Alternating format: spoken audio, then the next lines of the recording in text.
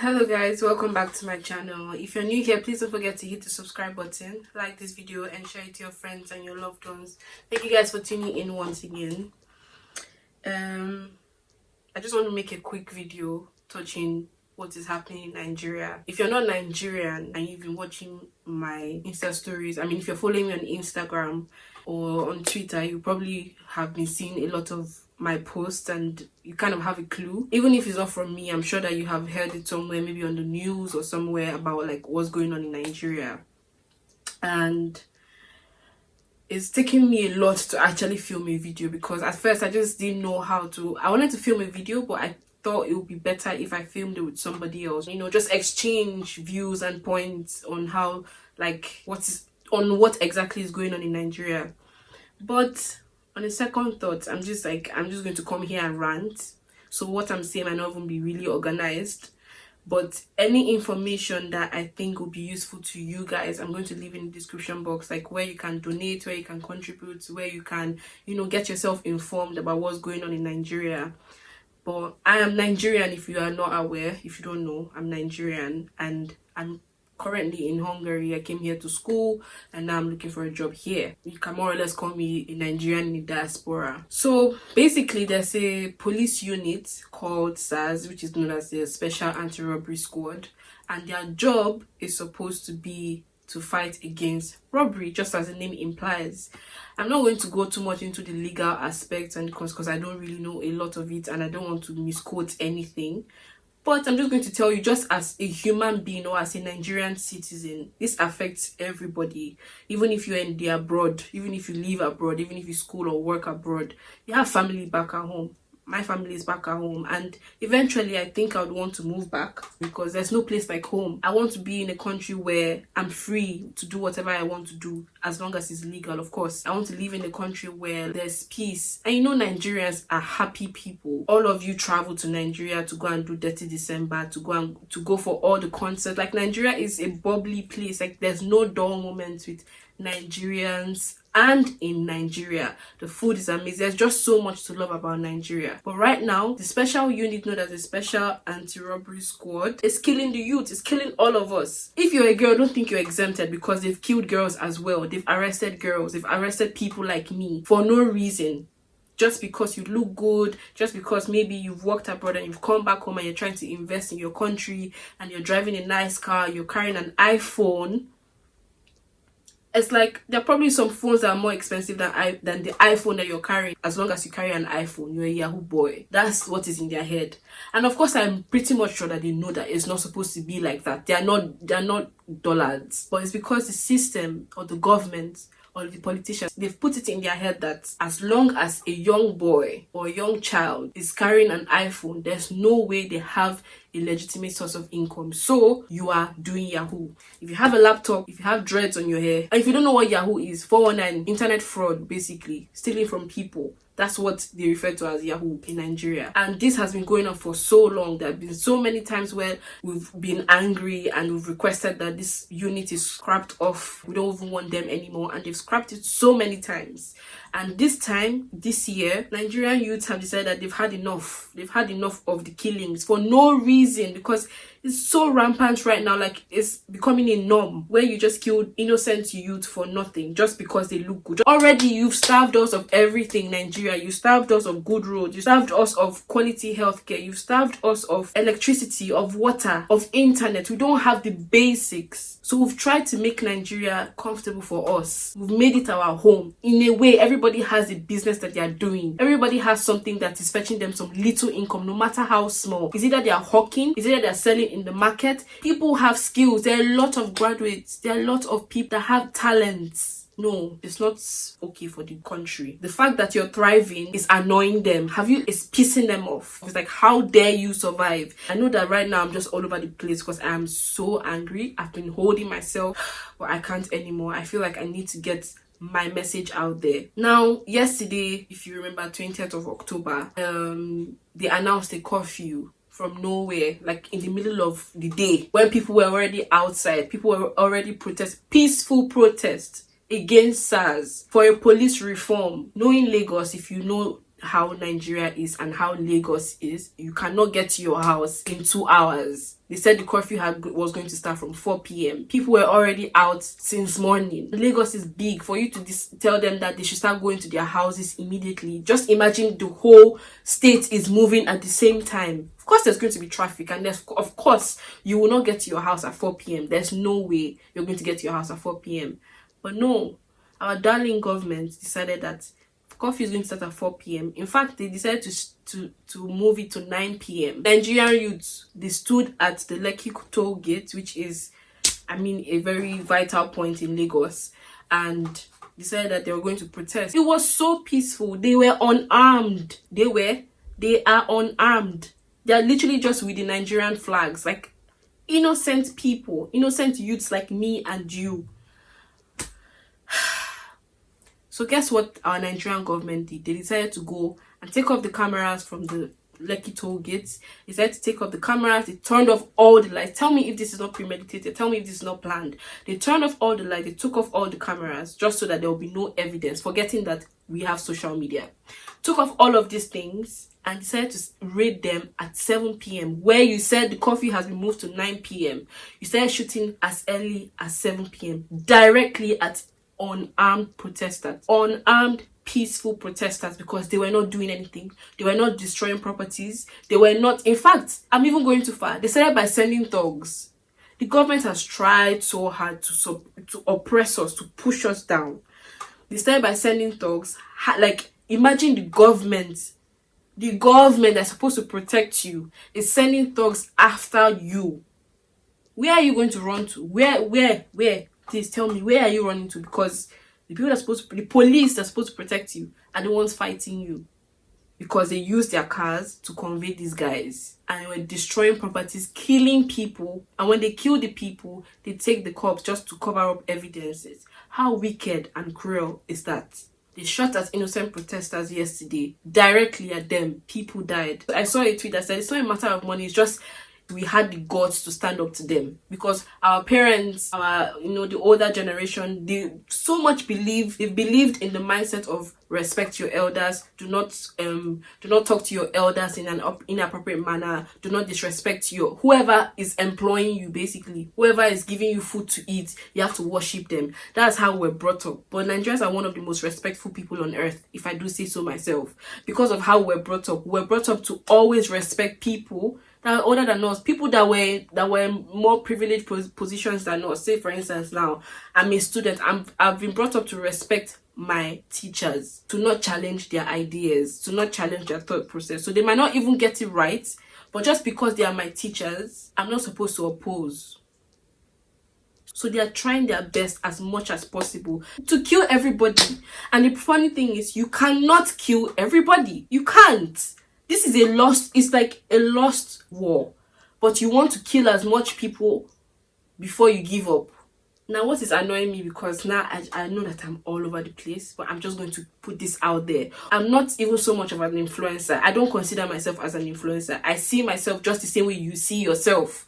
I don't see myself as any special human being. The fact that you guys watch my videos, or the fact that you guys follow me or are inspired, doesn't mean I'm better off than you. I'm the same person. I'm probably more experienced in some areas, just like you are more experienced in other areas as well. I don't consider myself any special human being for me not to use my platform for a good cause. I don't see how aesthetics will preserve the lives of human beings. A lot of Nigerians that have left Nigeria to go and live in the diaspora have not spoken up, or rather, they are now speaking up, but people have died. I want to understand what your aim is right now. What would have happened if you spoke up a week ago?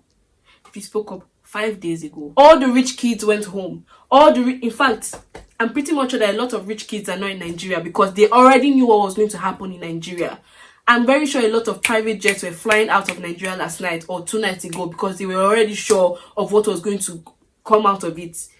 The people that were on the streets were people that had nowhere to go, were people that have nobody else to rely on, were people that have lost everything. They were ready to die on the line, and they did. They were ready to give up their lives for Nigerians, and they did. You are here in your privileged home, traveling around, enjoying the nice weather, wearing your nice coats, looking really beautiful and nice and styling your outfits, while people are fighting for your own country that you probably want to go back and do dirty December for. You're Nigerian because just when you choose to be Nigerian. How is this not touching you? How is this not affecting you? How is this not making you angry? How can you even function? I understand that life still has to go on, especially when you're working for another country or you're working in another country. Life still has to go on. But what little thing have you done? Fine, people say, okay, we're doing stuff behind closed doors. This is the time to speak out, because if they have their way, know that no person abroad will hear of this. They've already released a statement that said that they did not know lives were lost. Do you know how cruel that is for a whole government, a whole governor to come out and read to the public that nobody died? You've had your platform to spread the awareness, because the idea was to get the news out there, to get people talking about this. That was the plan. It's not to do things behind closed doors. Yes, do what you can, contribute what you can, donate what you can. But ultimately, even if you cannot donate money, make people start talking. Speak up. That was the idea. Speak up. That's why we encourage influencers that have the platform to educate their followers. Say something. You can't be quiet. Most of you have children. Most of you influencers abroad. I'm so disappointed. I support people that have sense. I support people that have brain. I'm not a social activist. I'm not a human rights activist or whatever. But I have empathy. And I feel like every human being should. Because it could be me. Imagine if I was driving my car in Nigeria, because I'm living in Nigeria, I need to move from point A to point B. If I was driving, I'm pretty much sure that I would have had my own experience with police brutality. I would have my own experience with extortion. I will have my own experience with SARS. It's either they're extorting money from me or they will kidnap me. I read a story where a girl was stopped and harassed just because she had pad in her bag. Please, please, please, please explain to me how you would want to harass me for having pad in my bag. What am I doing with pad? Because there was nothing else to hold against her. If you listen to I Said What I Said podcast, I'm going to leave the link in the description box if I can find the link. There's a story about this same SARS brutality and police brutality at the end of the podcast. And this is just a woman narrating her whole story. Listen, it's horrific. These people are not human beings. They are not.